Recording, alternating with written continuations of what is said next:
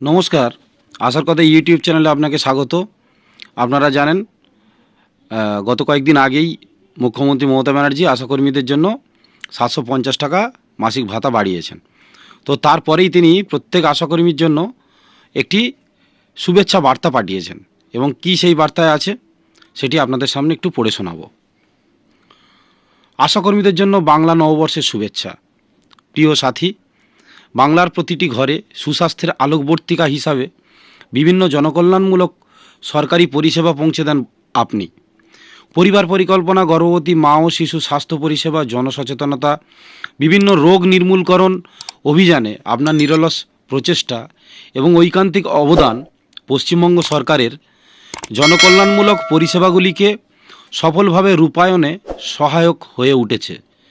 এর জন্য আপনাকে বিনম্র চিত্তে আমি অভিবাদন জানাচ্ছি।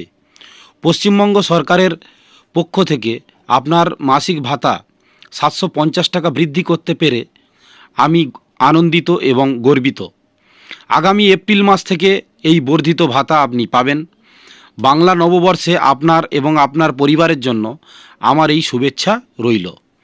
এছাড়াও অন্য যে কোনো ক্ষেত্রে যদি কোনো রকম সমস্যার সম্মুখীন হন বা কোনো অভাব অভিযোগ থাকে, তাহলে আমায় সরাসরি মুখ্যমন্ত্রীর 9137091370 নাম্বারে ফোন করে জানান।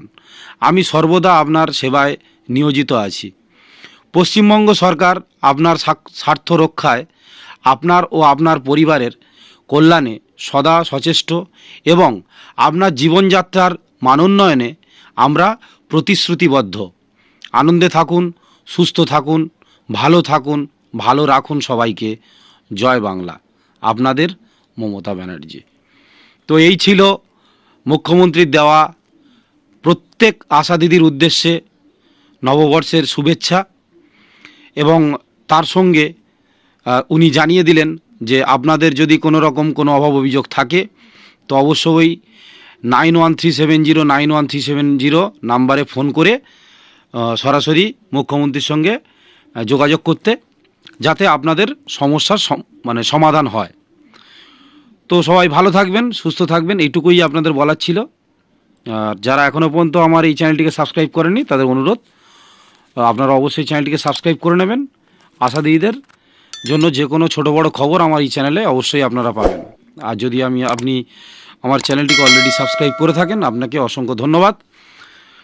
তো আজকের মতো এখানেই শেষ করছি। ভালো থাকুন, সুস্থ থাকুন, সুস্থ রাখুন। নমস্কার।